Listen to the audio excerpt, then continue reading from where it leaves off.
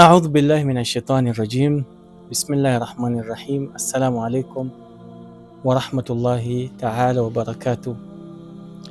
Ndugu yangu Muislam, tunawatakia Ramadhani njema na saumu makbul katika mwaka huu mtukufu inshallah ta'ala. Tunajua kwamba wengi ambao kwamba waliotaka kupata mwezi huu na kufunga, Mwenyezi Mungu Subhanahu wa Ta'ala amewachukua na wako mbele ya haki. Tunawajua majirani zetu, marafiki zetu, lakini sisi ambao kwamba tumebaki, tumshukuru Mwenyezi Mungu Subhanahu wa Ta'ala kwa ajili nafasi Mwenyezi Mungu Subhanahu wa Ta'ala ametupatia, na ni nafasi ya kipekee. Kwa hivyo ni wasia wetu, ndugu yangu Muislam, uweze kufanya bidii katika kumtii Allah Subhanahu wa Ta'ala na kufunga inavyotakikana, kushikana na mustahabat na vinginevyo inshallah taala. Katika kikao ambavyo kwamba vinavyokuja na hii ya leo inshallah taala, baada ya kufuatilia na kupitia msimamizi wetu, msimamizi wa vipindi huyu ambaye kwamba mnamwona hapo nyuma, ndiye ambaye kwamba anayetayarisha hivi vipindi, ambaye kwamba anajulikana kama AC ama kiweza kumwita Sheikh Ismail, ndiye ambaye kwamba anaweza kutayarisha vipindi hivi, na Mwenyezi Mungu Subhanahu wa Ta'ala amrahisishie mambo yake na amfungulie mambo yake inshallah Ta'ala, maana sio kazi rahisi, ni kazi ngumu inshallah.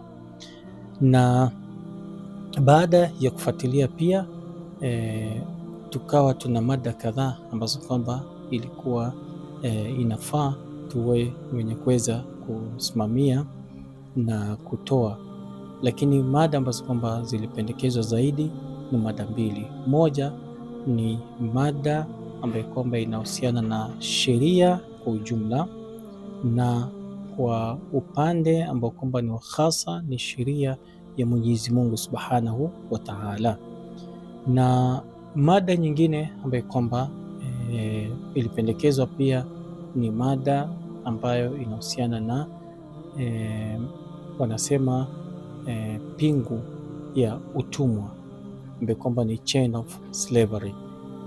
Ndiye mada pia ambayo kwamba ilipendekezwa. Kwa hivyo katika mwezi huu wa Ramadhan inshallah taala, Mwenyezi Mungu Subhanahu wa Ta'ala akiweza kupatia taufik, tutaweza kuangalia hizo mada mbili inshallah taala, na tumwombe Mwenyezi Mungu atupatie taufik tuweze kuendelea na hizi mada inshallah taala.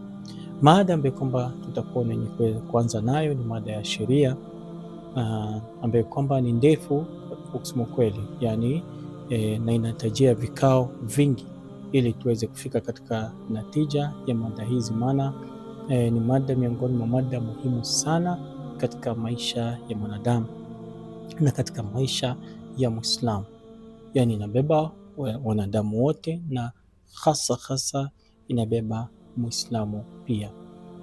Aya ambayo kwamba tutakuwa ni wenye kuanza nayo na kutufungulia vikao hivi ni aya ambayo kwamba iko katika Suratu Shura, ambayo kwamba ni aya 13, 14, 15 hadi 16. Mwenyezi Mungu Subhanahu wa Ta'ala anasema bismillahir rahmanir rahim, shara'a lakum min ad-dini ma wassa bihi Nuhan walladhi awhayna ilayka wama wassayna bihi Ibrahima wa Musa wa Isa an aqimu ad-dina wa la tatafarraqu fihi kabura ala al-mushrikina ma tad'uuhum ilayhi Allahu yajtabi ilayhi man yasha wa yahdi ilayhi man yunib. Hiyo ni aya 13. Anaendelea anasema, wama tafarraqu illa min ba'di ma ja'ahumul ilmu baghyan bainahum walaula kalimatun sabaqat min rabbika ila ajalin musamma laqudhiya bainahum wa innal ladhina urithul kitaba min ba'dihim lafi shakkin minhu murib. Hiyo ni aya 14. Anaendelea Mwenyezi Mungu anasema, falidhalika fad'u wastaqim kama umirta wala tattabi' ahwaahum waqul amantu bima anzala Allahu min kitabin wa umirtu li'adila bainakum Allahu rabbuna wa rabbukum lana a'maluna wa lakum a'malukum la hujjata bainana wa bainakum Allahu yajma bainana wa ilayhil masir. Hiyo ni aya 15. Anaendelea anasema Mwenyezi Mungu katika aya 16, walladhina yuhajjuna fillahi min ba'di ma stujiba lahu hujjatuhum dahidatun 'inda rabbihim wa 'alayhim ghadabun wa lahum 'adhabun shadid. Sadaqa Allahu al-aliyyul azim. Hizi aya 4 ndizo ambazo kwamba zitatufungulia kikao ambavyo kwamba vinavyokuja, na ni vikao muhimu sana tena sana, na tunaomba Mwenyezi Mungu Subhanahu wa Ta'ala tupe taufik tuwe wenye kuweza kuanza kikao chetu rasmi. Tutaanza aya ya 13 peke yake, ambayo kwamba Mwenyezi Mungu Subhanahu wa Ta'ala anasema Bismillahir Rahmanir Rahim, shara'a lakum min ad-dini ma wassa, mpaka mwisho wa aya hii. Mwenyezi Mungu anasema katika aya hii, shara'a lakum min ad-dini ma wassa bihi Nuhan walladhina awhayna ilayka, amekuamrisheni Mwenyezi Mungu Subhanahu wa Ta'ala dini ile ile aliyomuhusia Nuh, yani Mwenyezi Mungu Subhanahu wa Ta'ala amekuamrisheni dini ile ile ambayo kwamba aliyomuhusia Nabii Nuh alayhi salam, walladhi awhayna ilayka, na tuliyokufunulia wewe Mtume Muhammad sallallahu alayhi wa alihi wasallam.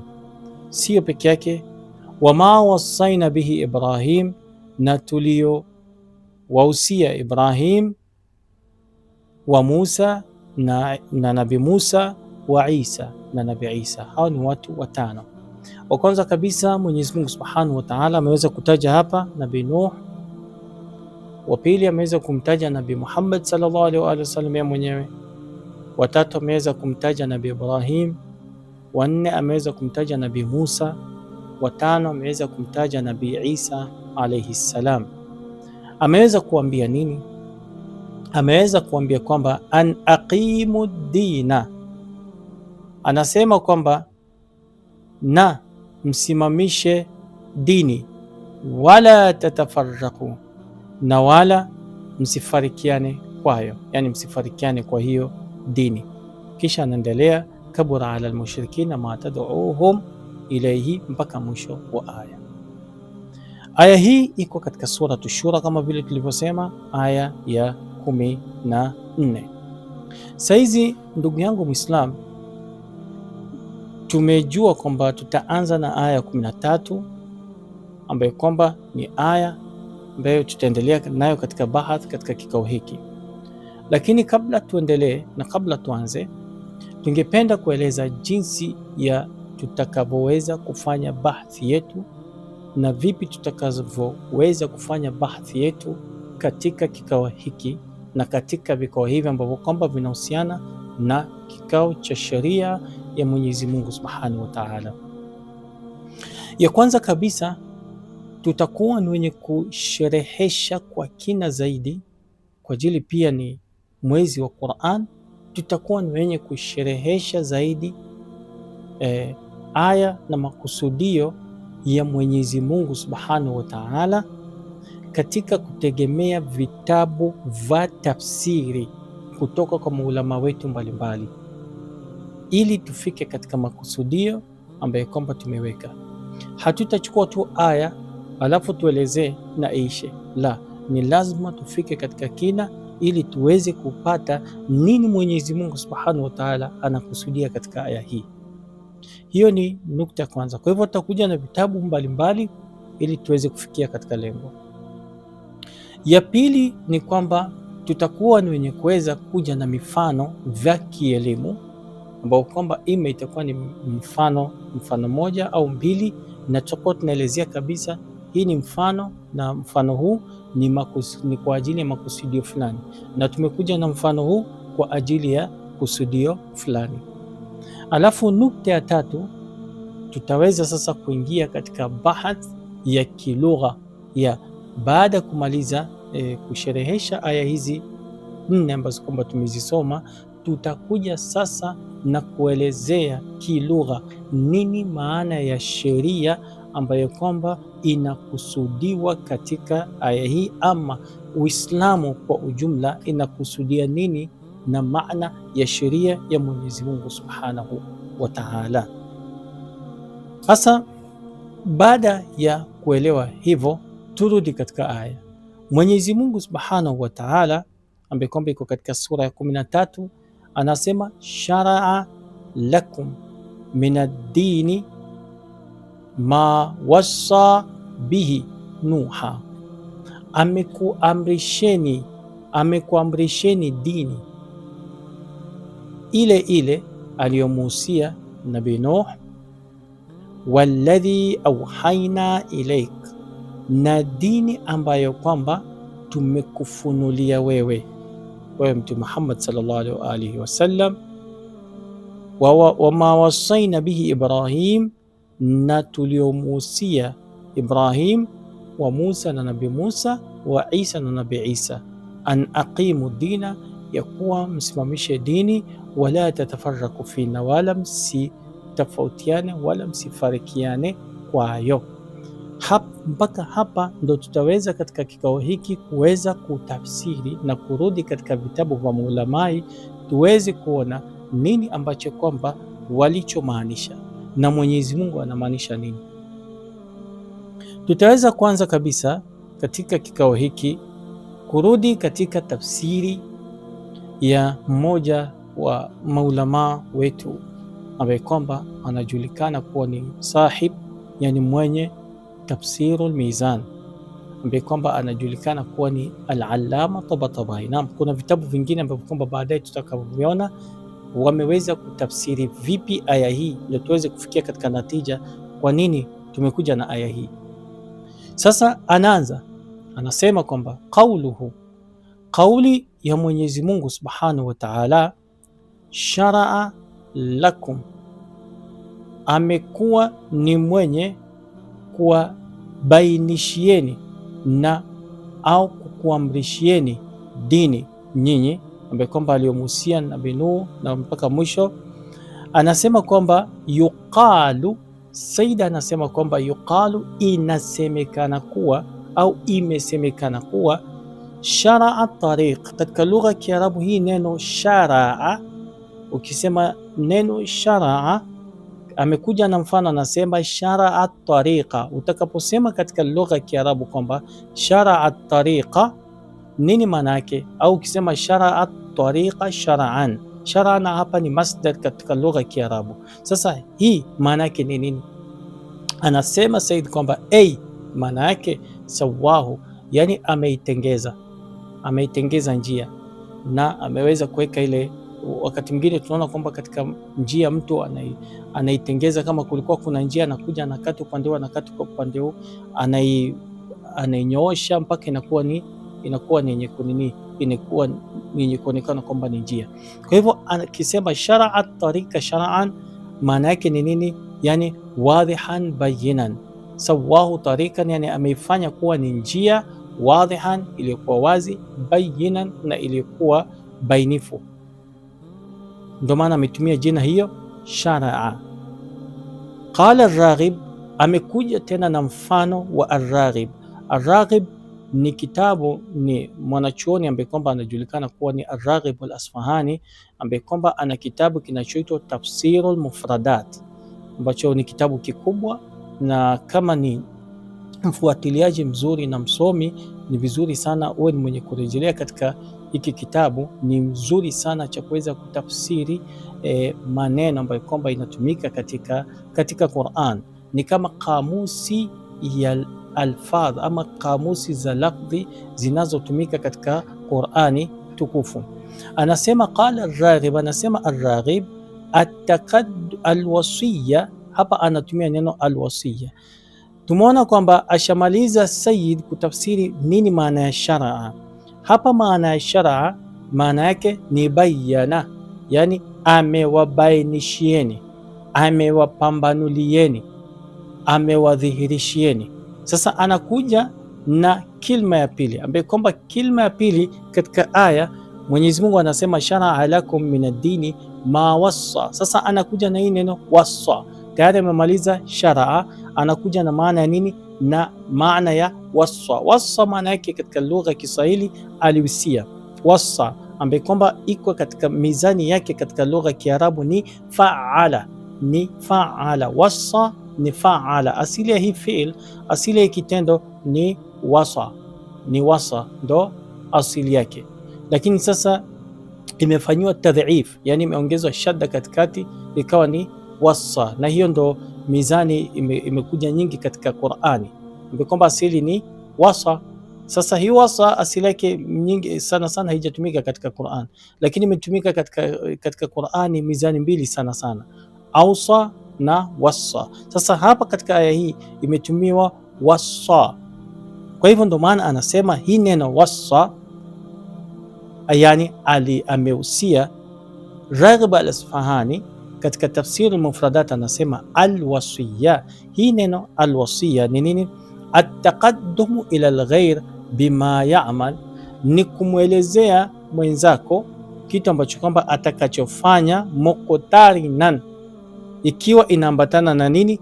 Na biwa'dhin min qawlihim, ikiwa inaambatana na wa'dhi katika ikiwa inaambatana na wa'dhi. Yani mfano ukimuhusia mtu, utakapomuhusia kitu mtu unamuhusia, lakini ndani ya wasia ule kuna kitu ambacho kwamba inaambatana, yani kuna ruhu ya mawaidha ndani yake. Ndugu yangu nakuhusia usifanye 1 2 3, ndugu yangu nakuhusia usifanye 1 2 3. Kwa hivyo unamuhusia, lakini ndani yake kuna kitu kama mawaidha. Ndio maana Mwenyezi Mungu akisema sharaa lakum min ad-dini, Mwenyezi Mungu Subhanahu wa Ta'ala amekuamrisheni na amekubainisheni nini? Min ad-dini, katika dini, mawassa, kwa aliyohusia. Hiyo sasa katika aliyohusia ndo hii anakuwa ni mwenye kuelezea. Kwa hivyo ndo maana wanasema min qawlihim, anaendelea Ar-Raghib al-Isfahani akisema min qawlihim, yani kauli ya Waarabu, anasema ardhun wasiya. Utakaposema ardhun wasiya, yani ardhi ambayo kwamba ni iliyofungamana, yani mtu ambaye kwamba utakayemuhusia, utakayemwelezea kitu, unataka fungamane na ile maneno ambayo kwamba utakayemwelezea, na kusii kwamba ushikamane na tabia nzuri. Kwa hivyo wewe unataka kuona ile wasia yako inashikamana na ule mtu katika matendo yake. Wayuqal, na anaendelea Ar-Raghib al-Isfahani kwamba anakuja na mfano ausahu. Ukisema ausahu, yani amemhusia, wa wasahu, na amemhusia. Kwa hivyo hii pia ukirudi katika Ibn al-Mandhur, yani Ibn al-Mandhur pia katika mwenye kamus ya Lisanul Arab pia utapata ameelezea maneno haya.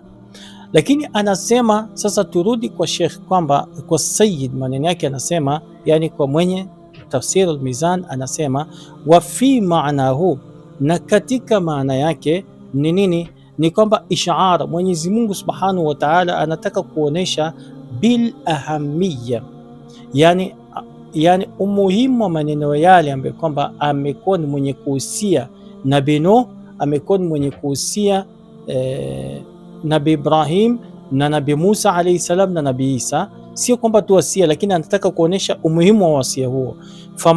Fama kullu amrin yusa bihi, basi kila amri ambayo kwamba inahusiwa, wa inna ma yaktaru lidhalika ma yahtamu bihi almusi, sio kila mtu ambaye kwamba anaweza usia ikaonekana kwamba ni kitu muhimu, lakini kuna ile wasia ambaye kwamba anataka yule anayehusiwa awe ni mwenye kuonesha kwamba kuna umuhimu wa wasia ule ambaye kwamba anayehusiwa, wayatani bishanihi, na awe ni mwenye kutilia umuhimu ule wasia ambaye kwamba amewachiwa.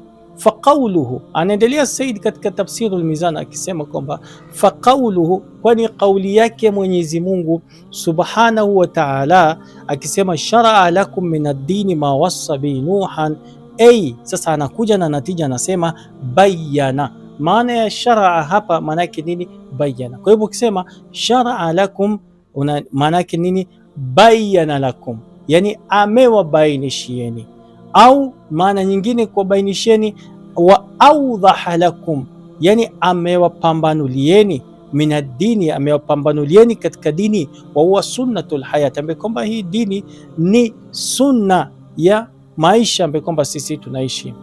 Ma qaddama wa ahida ila Nuhi mutamman bihi, ambaye kwamba amemuhusia Nabii Nuh alayhi salam awe ni mwenye kushikamana nayo na mpaka mwisho. Kisha anaendelea Said anasema, wa qawluhu, tumemaliza kutoka kwa mwanzo wa aya, shar'a lakum min ad-dini ma wasa bihi Nuha walladhi awhayna ilayka ma wasayna bihi Ibrahim. Sasa anaendelea anasema kwamba wa qawluhu walladhi awhayna, hiyo ni kipande cha pili baada ya kipande cha kwanza. Kipande cha kwanza shar'a lakum min ad-dini ma wasa bihi Nuha, kipande cha pili walladhi awhayna ilayka, na ile ambayo kwamba tumekupambanulia au tumekufunulia wewe Mtume Muhammad sallallahu alaihi wa alihi wasallam.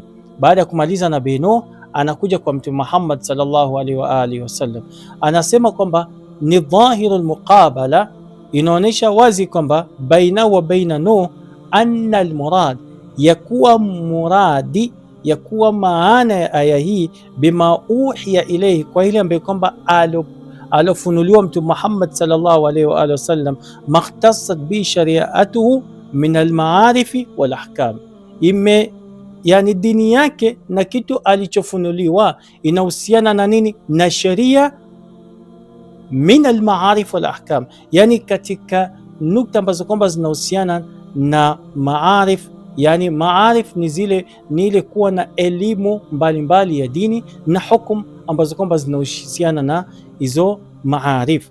Kwa hivyo anasema wa inna ma abbara an dhalik, na Mwenyezi Mungu Subhanahu wa Ta'ala amekuja na jumla hii akisema kwamba walladhi awhayna ilayka, na ile ambayo kwamba tumekufunulia wewe mtume. Anasema Saidi kwamba tumekuja na Mwenyezi Mungu amekuja na hii ibara ya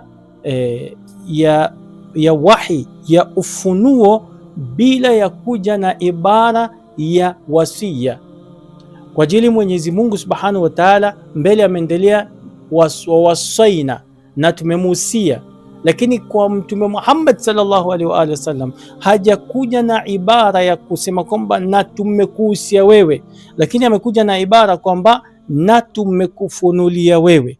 Kwa hivyo ndio maana anasema duna tausia, bila ya kuhusiwa Mtume Muhammad sallallahu alaihi wa alihi wasallam. Kwa nini hajakuja na neno kuhusia? Anasema li anna tausia, kwa ajili kuhusiwa, kama taqaddam, kama vile ilivyotanguliwa, inma tataallaq, mtu atakapohusiwa vile manabii walivyohusiwa, inafungamana na nini? Min al-umur, katika mambo ambayo kwamba bima yahtamu bihi wa ya'tani bi sha'ni khassa, kwa vitu ambavyo kwamba vinahusiana na khassa, yani imma inahusiana na watu wake khassa au inahusiana na khassa bila vitu vingine.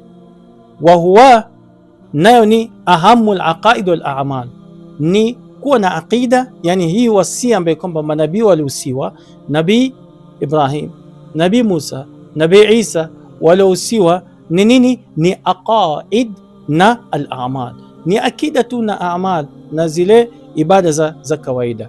Wa shari'atuhu, anakuja anasema Said kwamba sharia ya Mwenyezi Mungu Subhanahu wa Ta'ala na sharia ya mtume wetu Mtume Muhammad sallallahu alaihi wa alihi wasallam jamia, inakuwa ni yenye kujumuisha zote, jami'atun likul, inajumuisha yote, bikhilaf sharai ghairihi, kwa kinyume na sheria ya isiyokuwa sheria ya mtume wetu Mtume Muhammad sallallahu alayhi wa alihi wasallam, faqad kanat mahduda, hiyo sheria ya mtume wetu Mtume Muhammad sallallahu alayhi wa alihi wasallam kanat mahduda, imekuwa ni sheria ambayo kwamba ni mahdud, ni finyo, yani sheria ambayo kwamba sio sheria ya mtume wetu Mtume Muhammad sallallahu alayhi wasallam. Mathalan sheria ya Nabii Ibrahim, sheria ya Nabii Nuh, sheria ya Nabii Isa, sheria ya Nabii Musa zilikuwa zina mipaka, lakini sheria ya mtume wetu Mtume Muhammad sallallahu alaihi wasallam ni jamia, yani imebeba sheria zote, bima huwa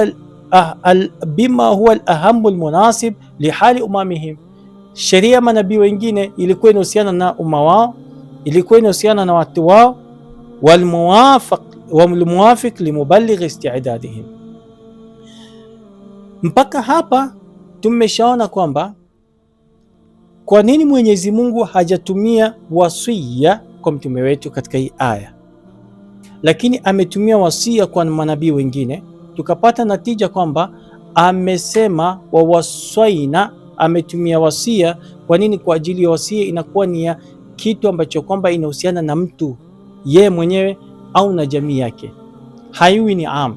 Lakini Mwenyezi Mungu ametumia kwa mtume wetu au haina, yani tumekufunulia wewe, ni mutlaq, yani tumekufunulia wewe mtume na tumekupatia sheria wewe mtume bila ya kuwa na mipaka aina yoyote ile. Sayyid anakuja anarudi katika masala ya lugha. Katika lugha kuna kitu ambacho kwamba, katika balagha kuna kitu ambacho kwamba inaitwa al-iltifat. Hapa Mwenyezi Mungu Subhanahu wa Ta'ala katika aya, bado tuko hapo mwanzo aya gani?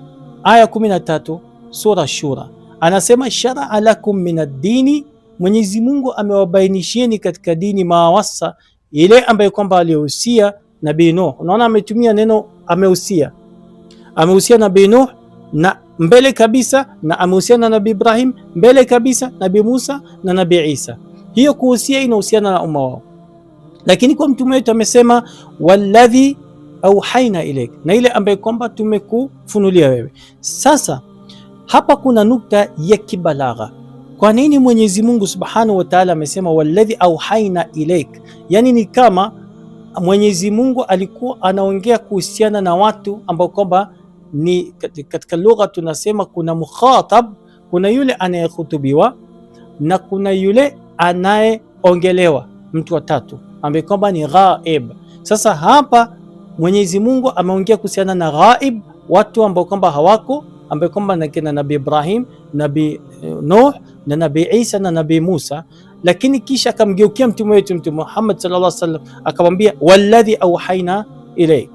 Sasa hiyo inaitwa iltifat, yani katika aya moja unaweza ongea na kuhusiana na watu fulani kisha ukageuka kuongea na mtu fulani. Hii inaitwa katika balagha inaitwa iltifat, kuongea na ghaib kisha hapo kabadilisha ukaongea na mukhatab, au ukaongea na mukhatab, yani yule ambaye kwamba anakusikiliza, kisha ukaongea na nani? Na ghaib, na yule ambaye kwamba hayuko. Hiyo inaitwa iltifat, yani kugeuka, mara unageuka huku unageuka huku.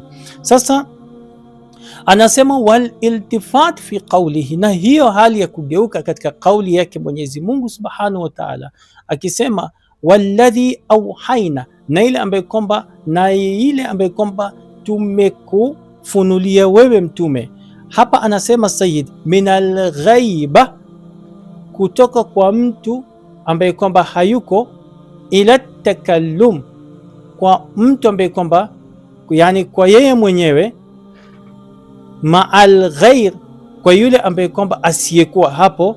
Anasema nini? Lidilala ala al-udhma, ni kuonesha kwamba ni udhma. Mwenyezi Mungu Subhanahu wa Ta'ala anataka kuonesha udhma yake, yani kwamba yeye ndio kila kitu. Fa innal udhma, yani mtu ambaye kwamba ni ana utukufu na ana heshima. Fa innal udhama yatakallamuna anhum wa an khudamihim wa atba'ihim, yani wale watu ambao kwamba wako na heshima huwa wanaongea kuhusiana na wao, kisha wanaongea kuhusiana na wale ambao kwamba wako chini yao, kisha wanaongea kuhusiana na wale ambao kwamba wanaowafuata. Mara huwa anabadilisha yale maneno, na tunapata sana sana hata katika khutba za tukianza kufuatilia katika khutba za watu wakubwa huwa wako na hiyo kubadilika, mara anaongea kuhusiana na mtu fulani, mara anaongea kuhusiana na mtu fulani, hivyo.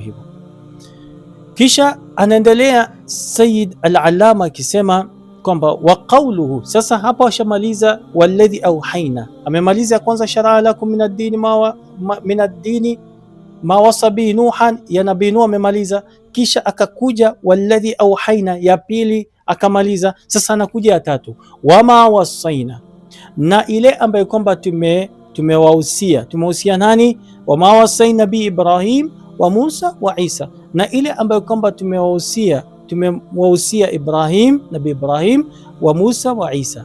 Anasema ni nini hii? Wao ni atfun, ni atf inafungamanisha. Hii wao katika lugha wanaita wau al-atfi. Sasa hapa wau al-atfi hii wa ni wau al-atfi, imeunganisha nani? Je, imeunganisha hii ya pili ya Mtume Muhammad sallallahu alaihi wasallam au imeunganisha ya kwanza? Kwa ajili kwanza inaanza shara lakum min ad-dini ma wassa bihi Nuhan, inaanza ma wassa bihi Nuhan walladhi awhayna ilayka. Hapa katikati tuko na walladhi awhayna ilayka, na ile ambayo kwamba tumekufunulia wewe Mtume Muhammad, kisha wama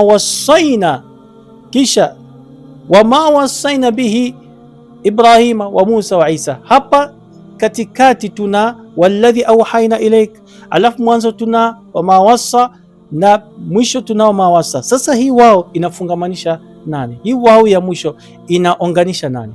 Anasema kwamba hii wao ni atfun ala, inaunganisha kauli gani? Ma wasa bihi, inaunganisha kauli ya kwanza ya Nabii Nuh alayhi salam, wala hionganishi ya pili ambaye kwamba ni kauli ya kumwelekea mtume wetu Mtume Muhammad sallallahu alaihi wa alihi wasallam.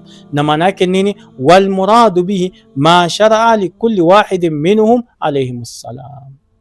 Yani muradi ni kwamba, au maana ya aya hii ni kwamba wal muradu bihi, na maana yake ni kwamba sharaa li kulli wahidin minhum, yani Mwenyezi Mungu amewapambanulia kila mmoja wao. Anaendelea anasema watartib, na utaratibu ambayo kwamba imetumika, watartibu alladhi bainahum alayhim salam, na utaratibu ambayo kwamba imetumika kwa hawa manabii fi dhikr, katika kuwataja, ala wufqi tartibi zamanihim, ni kulingana na taratibu za zama zao. Fanuh, tukitoa Mtume Muhammad sallallahu alaihi wasallam, tukitoa hii katikati ambayo kwamba tumesema walladhi awhayna ilayk, tukimtoa Mtume Muhammad sallallahu alaihi wasallam, anasema watartib, na utaratibu ambayo kwamba imetajwa katika aya hii ni nini? Wufqa tartibi zamanihim, ni kulingana na utaratibu wa zama zao ambazo kwamba walikuwa ni wenye kuishi. Fanuh, Nabii Nuh alayhi salam, thumma Ibrahim, kisha Nabii Ibrahim, thumma Musa, kisha Nabii Musa, thumma Isa, kisha Nabii Isa alayhi salam. Wa innama, hapa sasa anakuja anasema, anataka kutoa sababu kwa nini hatujamtaja hapa katikati Nabii Muhammad sallallahu alayhi wa alihi wasallam. Anasema wa innama, na kwa hakika, quddima dhikru nabii, ametangulizwa kutajwa kwa mtume wetu Mtume Muhammad sallallahu alayhi wa alihi wasallam, litashrif, ametangulizwa kutajwa Mtume Muhammad sallallahu alaihi wa alihi wasallam. Kwa nini? Litashrif, kwa ajili ya kumwenzi na kumpatia heshima, watafdhil, na kumfadhilisha baina manabii wote. Naona Mwenyezi Mungu amemwambia walladhi auhaina, baada Nabii Nuh akamtaja yeye.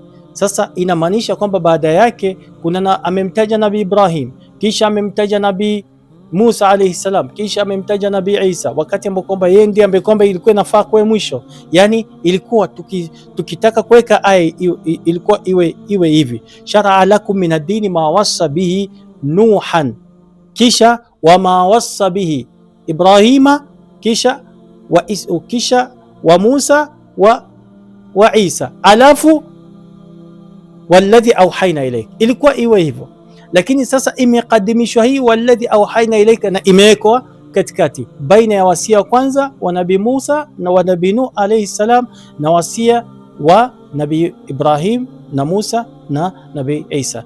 Anasema kwamba kufanywa hivyo ni kufadhilishwa kwa mtume wetu Mtume Muhammad sallallahu alayhi wa alihi wasallam. Kama vile anataka kuelezea Sayyid, anataja aya ambayo kwamba hii aya iko katika suratul Ahzab aya 7.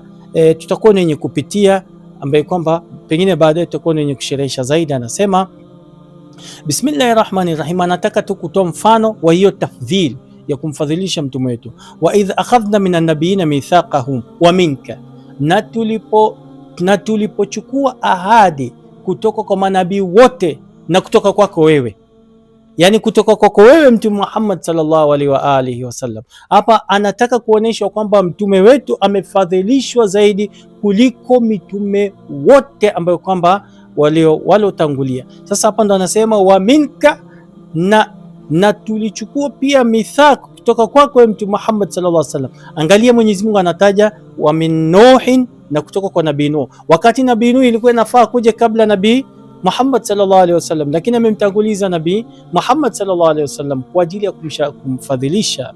Wa minka wa min Nuh, na kutoka kwa Nabii Nuh, wa Ibrahim, na kutoka kwa Nabii Ibrahim, wa Musa, na kutoka kwa Nabii Musa, wa Isa, na kutoka kwa Nabii Musa. Yani utaratibu ni ule ule, isipokuwa Nabii Muhammad sallallahu alaihi wasallam ametangulizwa. Kwa nini? Kwa ajili ya kufadhilishwa. Mtume Muhammad sallallahu alaihi wasallam ndiye bora wa mitume wote, kuanzia Nabii Adam alayhi salam mpaka kufika kwa Nabii Isa alayhi afdalu salati wassalam. Kwa hivyo hiyo Saida alikuwa anataka kuonesha kwamba pia vile kama vile alivyotajwa katika aya hii, alivyokadimishwa, pia kuna aya nyingine ambayo kwamba Mwenyezi Mungu Subhanahu wa Ta'ala amemkadimisha, yani amemtanguliza mtume wetu Mtume Muhammad sallallahu alaihi wa alihi wasallam. Sasa hapa tukuje kwa natija. Natija ni kwamba yustafadu min al-aya umur, tunapata faida kutoka katika aya hii mambo kadhaa.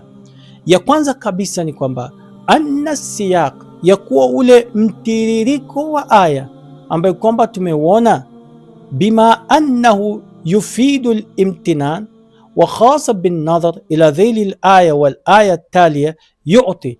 Hii siyaq ambayo kwamba mtiririko wa aya huu tunaona yu'ti inatoa nini, natija gani?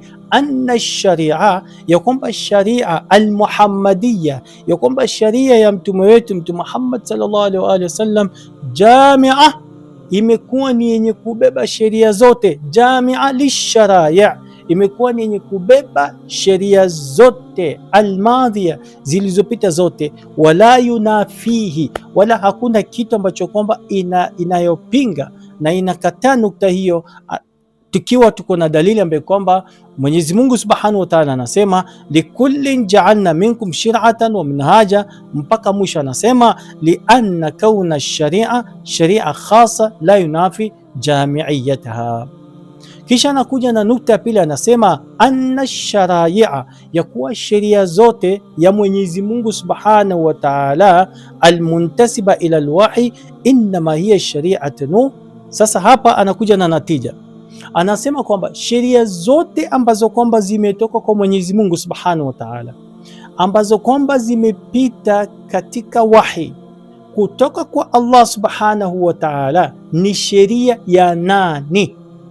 Anasema ya kwanza ni sheria ya Nabii Nuh alayhi salam, na ni sheria ya Nabii Ibrahim alayhi salam, na ni sheria ya Nabii Musa alayhi salam, na ni sheria ya Nabii Isa alayhi salam, kisha ni sheria ya Nabii Muhammad sallallahu alayhi wa alihi wasallam.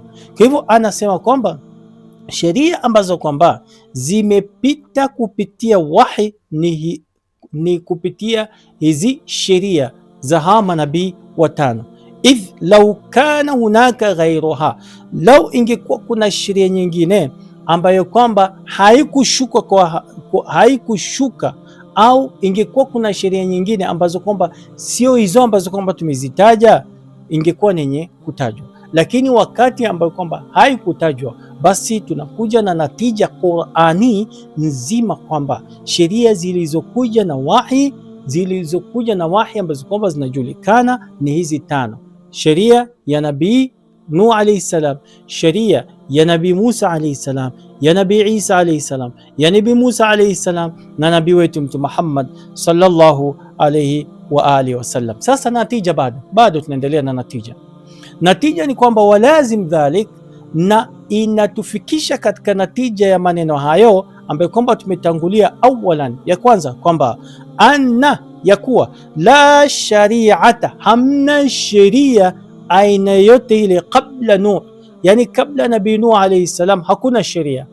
Kwa maanisha nini? Bimaana, kwa kumaanisha kwamba alqawanin, yani kanuni, na inshallah taala tutakuja tuelezea zaidi, tutaingia katika historia, tutaangalia, tutafika katika natija hii. Bimaana alqawanin, kwa kumaanisha kwamba kanuni ambazo kwamba zilikuwa zina hukumu mujtama alinsania, mujtama za kibinadamu, arrafia, ambazo kwamba zile sheria zinatoa alikhtilafat alijtimaia, zinatoa utofauti wa kimujtama, zilikuwa hazipo kabla Nabii Nuh alayhi salam. Waqad takaddama, na tayari ilishatangulia, min alkalam, ilishatangulia katika maneno haya ambayo kwamba tumesema, fi dhalika fi tafsiri qawlihi ta'ala, katika kauli yake Mwenyezi Mungu Subhanahu wa Ta'ala. Kana nas, anatoa aya, anasema kwamba katika suratul Baqara aya 213 akisema kwamba kana nasu ummatan wahida, watu walikuwa ni umma moja. Fabaatha Allahu nabiyin, basi Mwenyezi Mungu Subhanahu wa Ta'ala akawa ni mwenye kutuma manabii. Inamaanisha kwamba watu kabla Nabii Nuh alayhi salam walikuwa hawana sheria, walikuwa hawana kitu ambacho kwamba kitakuwa ni yenye kuongoza, bali walikuwa ni umma moja. Kisha anaendelea anasema, wa thaniyan, na nukta ya pili ambayo kwamba tumefikia natija, anna al-anbiyaa al-mab'uthin, ya kwamba mitume ambao kwamba wametumwa baada Nuh, baada Nabii Nuh alayhi salam, kanu ala shari'atihi, walikuwa wako na wanaishi chini ya sheria ya Nabii Nuh alayhi salam, ila bi'thati Ibrahim, hadi wakati ambao kwamba Nabii Ibrahim alayhi salam alipokuwa ni mwenye kutumwa kwa umma wake na kutumwa katika sehemu ambayo kwamba alipokuwepo. Kwa hivyo ila bi'thati Ibrahim, hadi Nabii Ibrahim alayhi salam akapata wahi, wa baadaha, na baada yake, ala shari'ati Ibrahim ila bi'thati Musa, mpaka watu walikuwa wanashikana na sheria ya Nabii Ibrahim mpaka akawa ni mwenye kuja Nabii Musa alayhi salam. Na yeye hivyo hivyo sheria ya Nabii Musa alipofariki, sheria yake iliendelea mpaka wakati wa Nabii Isa alayhi salam. Na Nabii Isa alayhi salam alipopaa mbinguni, sheria yake iliendelea mpaka wakati wa nabii mtume wetu Mtume Muhammad sallallahu alayhi wa alihi wasallam. Nukta tatu anasema anna al-anbiya, ya kuwa manabii ashabu sharai', manabii ndiye ambaye kwamba wanaobeba sheria, ndiye ambaye kwamba wanakuwa ni wenye kuelezea zile sheria. Wa ulil azmi, inshallah taala katika vikao vinavyokuja tutaelezea ulil azmi kwa urefu zaidi. Saizi tuweke mstari chini, tutataja tu kwa jina, lakini baadaye tutakuja kuelezea nini maana ya ulil azmi. Kwa hivyo ndio maana anasema innal anbiyaa ashabu sharai, manabii ndiye ambaye kwamba wanaobeba sheria, wa ulil azmi, na wao ndiye ambaye kwamba ni ulil azmi.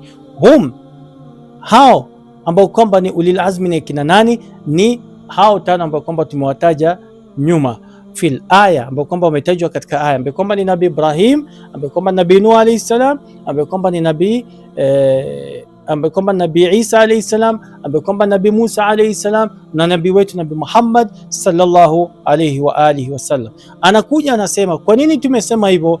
Idh law, anasema law kama law kana maahum ghayruhum, law ingekuwa kando na wao kuna wengine, la dhukira, ingetajwa, fahaulai sadatul anbiya, basi hawa tano ndo mabwana wa manabii wote duniani, manabii 1124. Kisha nasema fahaulai sadatul anbiya, hawa ndiye viongozi wa manabii, wayadullu ala taqaddumihim, na inaleta ishara katika kutangulizwa kwao. Wa idh akhadna minan nabiyyin, na tulipochukua ahadi na mithaq kutoka kwa manabii, inaonyesha kabisa wazi kwamba wametangulizwa minan nabiyyin, an-nabiyyin ambao kwamba wamekusudiwa hapa ni hawa watano, wa min Nuhin wa Ibrahim wa Musa wa Isa ibn Maryam mpaka mwisho. Anaendelea anasema kwamba lamma kana shar'u ad-dini lahum fi ma'na amrihim jami'an biittibaihi wal amal bihi. Hapa anataka kuelezea Sayyid kwamba hakuna tofauti baina ya dini ambayo kwamba alikuwa amepatiwa Nabii Ibrahim na dini ambayo kwamba alikuwa amepatiwa Nabii Nuh, ambaye kwamba alikuwa amepatiwa Nabii Ismail afa Nabii Musa alayhi salam, isipokuwa kwa vitu vichache sana. Kisha anaendelea anasema, fajamiu sharai, sheria zote ambazo kwamba zilizoshukishwa mathalan kwa Nabii Musa alayhi salam, zile sheria 10 ambazo kwamba alipawa, anasema fajamiu sharai, sheria zote ambazo kwamba zilikuwa ni zenye kushikishwa, allati anzala Allah, ambayo kwamba Mwenyezi Mungu Subhanahu wa Ta'ala alikuwa ni mwenye kuteremsha ala anbiyaihi, kwa manabii wake, dinun wahid, ni dini moja, yajibu iqamatu, ni lazima na lazima kuifata, wa adamu tafarruq fihi, na kutozitofautisha hizo dini zenyewe na hizo hukumu zenyewe na hizo sheria zenyewe. Lakini anasema fa amma al-ahkamu samawiya, ama hukum za binguni, almushtarak, ambazo kwamba zinashirikiana, fiha albaqiya bibaqai taklif, inakuwa yenye kubaki kwa kubaki taklif. Fa maana aliqama fiha dhahir, ni yani kuibakisha ni wazi kabisa, kama ni taklif inamaanisha ni lazima kuitekeleza. Wa amma alahkam almusharra fi ba'd hadhihi alshara'i almansukha, mpaka mwisho hapa. Sayyid anataka kuonesha kwamba kuna hukumu zingine ambazo kwamba zinakuwa ni zenye kufutwa, na hizi hukumu ambazo kwamba zinakuwa ni zenye kufutwa baada ya zama fulani, inakuwa ni yenye kufutwa, ambazo kwamba insha Allah taala tutakuwa wenye kuongea kuhusiana nayo baadaye. Hizi hukumu huwa zimewekwa kwa ajili ya zama maalum, na hiyo zama itakapokwisha huwa zinakuwa ni zenye huwa ni zenye kuja hukumu nyingine kando na hizo hukumu za kwanza. Kwa hivyo ndio maana anamalizia anasema nukta 4, falhukmu almansukh, hukum ambayo kwamba tayari ilikuwa ishafutwa, haqqun daiman, iko na haki pia, lakini anasema ghair, isipokuwa annahu khas, ni khasatu khas bitaifatin khasa, kwa watu maalum, fi zamanin khas, katika zama makhsus. Yajibu alayhim an yu'minu bihi, ni wajibu wao kuiamini, wayamalu bihi, na ifanyie kazi. Wayajibu ala ghairihim an yu'minu bihi, na pia ni lazima kwa wengine kuifanyia kuiamini, fahasib, peke yake, min ghairi amal, bila kuifanyia kazi. Mfano baadaye katika baadhi tutapata kwamba wakati wa Nabii Ibrahim alayhi salam kulikuwa kuna hukumu, wakati wa Nabii Musa alayhi salam kulikuwa kuna hukumu, wakati wa Nabii Isa alayhi salam kulikuwa kuna hukumu, wakati wa Nabii Musa alayhi salam kulikuwa kuna hukumu. Hukumu ya Nabii Musa, baadhi ya hukumu za Nabii Musa zilikuwa zifanye kazi wakati wa Nabii Isa, lakini wale ambao kwamba walikuwa wanaamini Nabii Isa ilikuwa ni lazima waamini zile hukumu, na wale ambao kwamba walikuwa wako kwa wakati wa Nabii Musa alayhi salam wakasikia kwamba kulikuwa kuna hukumu za Nabii Ibrahim, lakini wakati wa Nabii Musa zifanye kazi, ni lazima kwao waamini, isipokuwa hata kama hawataifanyia kazi wasiifanyie. Pia wakati wetu wa Nabii Muhammad sallallahu alaihi wasallam, sisi tutakuwa wenye kuamini hizo hukumu hata kama hazitakuwa zenye kufanya kazi wakati ambao kwamba mifano yake nyingi tutakuwa wenye kuja nazo insha Allah taala. Nukta ya mwisho ambayo kwamba ni ya natija, fatabayan, imebainika kwamba anna al-amra, ya kwamba amri ya nini, biiqamati din, kwa kusimamisha dini, wa adamu tafarruq, na kutotofautisha, fihi, baina hizi dini ambazo kwamba zimeshuka katika Qur'an. Tunapata katika kauli gani? an aqimu dina wala tatafarraku, baada ya Mwenyezi Mungu Subhanahu wa Ta'ala kuendelea mbele aliposema an aqimu dina, baada ya kumaliza wama wasaina bihi Ibrahima wa Musa wa Isa, baada ya kumaliza hicho kipengele akaendelea an aqimu dina, yani msimamisheni dini, wala tatafarraku fihi, na wala msitofautiane, msifarakiane katika dini hizo. Maana yake ni nini? Katika katika mfano katika matamshi ya kisheria ambayo kwamba tukirudi katika wanaosema usul, nini maana yake akisema an aqimu din, an aqimu din wala tatafarraq, yani msimamishe dini na wala msitofautiane, ni mutlaqun. Nini maana mutlaq? Yani haina, ni amri ambayo kwamba inabeba kila mtu. An aqimu dina, simamisheni dini, inabeba kila mtu ambaye kwamba anayeamrishwa. Yani kwa lugha nyingine inabeba mukhatab, inabeba anayekhutubiwa. Kwa lugha nyingine inabeba yule ambaye kwamba anayediriki aya ile. Sasa ndo anasema mutlaqun, ni mutlaq amri ile, shamil, inabeba kila mtu, li jamii nnas, yani inabeba watu wote, fi jamii azman, inabeba watu wote katika zama zote.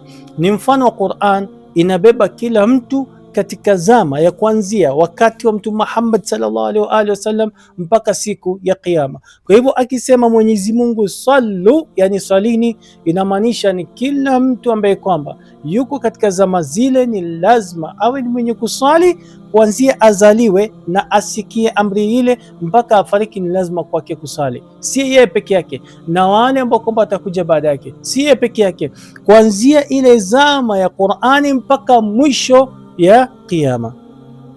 Hiyo ni tafsiri ya kwanza ambayo kwamba tumepata kutoka katika tafsir Al-Mizan. Saizi katika tafsiri ya pili ambayo kwamba ni tafsiri ya Al-Amthal. Taban kuna tafsiri nyingi ambazo kwamba tumechukua, tutapata faida nyingi sana kwa ajili ni mwezi wa Ramadhani, ni mwezi wa Qur'ani, ni mwezi wa kufaidika na Qur'an. Tutapata faida nyingi kutokamana na hizi tafsiri. Anasema kwanza kabisa, kuanza Sheikh Makarim Shirazi katika aya hiyo sharaa lakum, bismillahir rahmanir rahim, sharaa lakum min ad-din ma wasa bi Nuhan, mpaka mwisho. Anasema kwamba al-Islam, Uislamu ni dini ambayo kwamba imechovya dini zote, jamii dini zote na dini ya manabii wote. Na katika mfano huo ni kama vile mfano wa nini? Mfano wa yule ambaye kwamba anayetaka kukamua tunda. Sasa utakapokamua ile tunda, inamaanisha kwamba unachukua utamu wote ambaye kwamba iko kwenye tunda lile.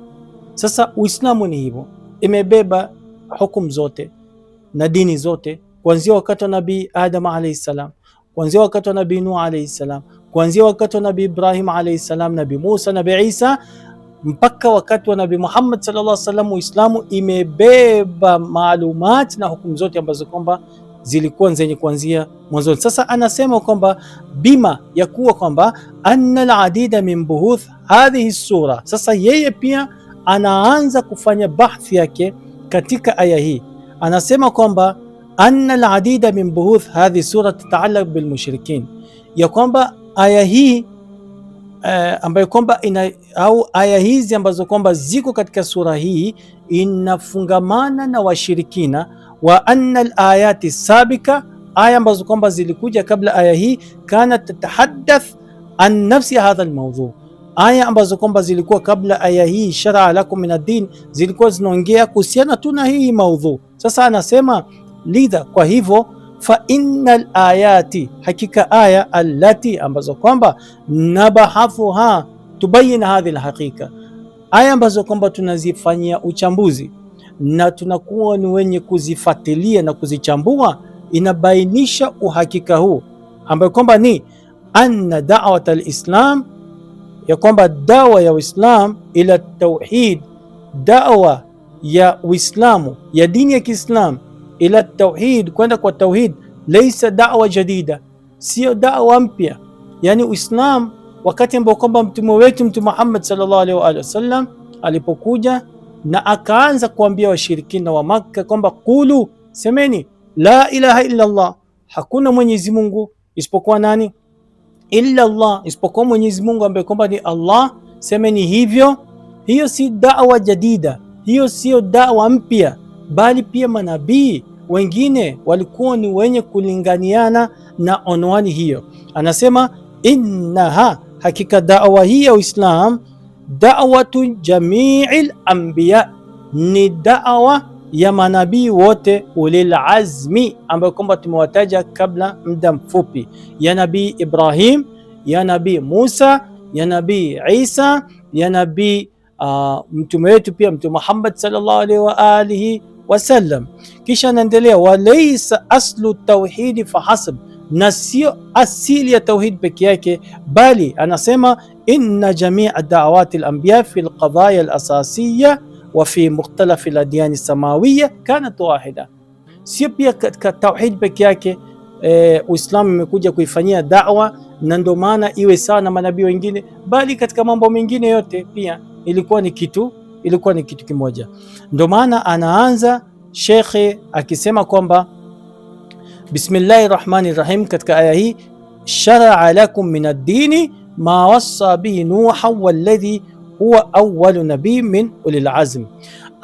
Anaanza sasa kusema kwamba aya hii ambayo kwamba Mwenyezi Mungu Subhanahu wa Ta'ala anasema shara'a lakum min ad-dini ma wassa bihi Nuha, amewapambanulieni na amewabainishieni yaliyomo katika dini, ma wassa, ile ambayo kwamba amehusia Mwenyezi Mungu Subhanahu wa Ta'ala nabii nani? Nabii Nuh alayhi salam. Anasema kwamba kufikia hapa kwa Nabii Nuh, anasema walladhi, na ambaye kwamba huwa awwalu nabii min ulil azmi, yani Nabii Nuh alayhi salam amemwanzia. Kwa sababu gani? Kwa sababu Nabii Nuh alayhi salam ndo nabii wa kwanza ambaye kwamba ni nabii wa ulul azm.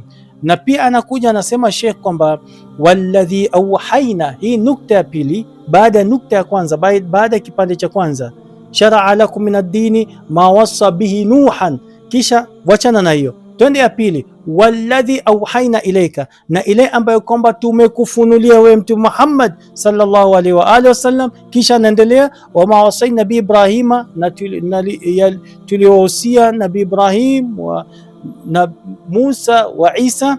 Anasema wa bihadha shakl, na kwa ajili ya shakli hii, fama kana mawjudan fi shara'i jami'il anbiya mawjud fi shari'ati, kila kitu ambacho kwamba kilichokuwa kwa dini ya Nabii Nuh, kila kitu ambacho kwamba kilichokuwa kwa dini ya Nabii Musa, kila kitu ambacho kwamba kiko katika dini ya Nabii Isa, kila kitu ambacho kwamba kiko katika dini ya Nabii Ibrahim alayhi salam, zote na zote ziko kwa dini yako ya Mtume Muhammad sallallahu alayhi wa alihi wasallam. Kisha anaendelea anasema, wama yamtaliku salihuna jami'an, na kitu ambacho kwamba wanayo wote na wote, tamliku liwahdik, ni kama Mwenyezi Mungu Subhanahu wa Ta'ala anamwambia kwamba ile hadhi ambao kwamba manabii wote walikuwa nao, ambao kwamba ni ulil azmi, ambao kwamba wako nayo, wewe katika hadhi ile ni wewe ndiye ambaye kwamba unamiliki, wewe peke yako, wewe peke yako ndiye ambaye kwamba unamiliki, lakini wao wanamiliki, kila mmoja anamiliki kivyake, lakini sasa wewe umebeba zote na zote. Tukuje katika mfano mwingine katika manabii. Sasa tuachane na ulil azm, katika manabii wengine tuna Nabii Musa, tuna Nabii Isa, tuna Nabii Suleiman alayhi salam, tuna Nabii Zakaria alayhi salam, tuna manabii wengine ambao kama Nabii Idris alayhi salam, tuna Nabii Adam alayhi salam, tuna manabii wengi, Nabii Yasa, Nabii Yaqub, Nabii Zakaria, nabii nani, wote hao manabii wote, kitu ambacho kwamba wamekimiliki, kila mmoja ana uwezo wake. Nabii Suleiman alikuwa ana uwezo wa kuamrisha hewa ifanye jambo fulani na ikafanya, uwezo ambao kwamba wote wanao. Uwezo huo umejumuika kwako wote, uwezo wote huo. Kwa hivyo anasema, ndio maana anasema kwamba ma yamtaliku salihun, kitu ambacho kwamba wanachokimiliki wale waja wema, jami'an wote, tamliku liwahdik, wewe mwenyewe ndiye ambaye kwamba unaimiliki. Inshallah taala bado tutasimama hapa katika tafsir ambaye kwamba ni tafsirul amthal ya Sheikh wetu Sheikh Makarim Shirazi hafidhahullah. Alafu baadaye tukishamaliza katika tafsiri hii ya pili, tutaingia pia katika tafsiri ya tatu, tuangalie yani wale ambao kwamba wana mufassiruna wetu wanasema nini.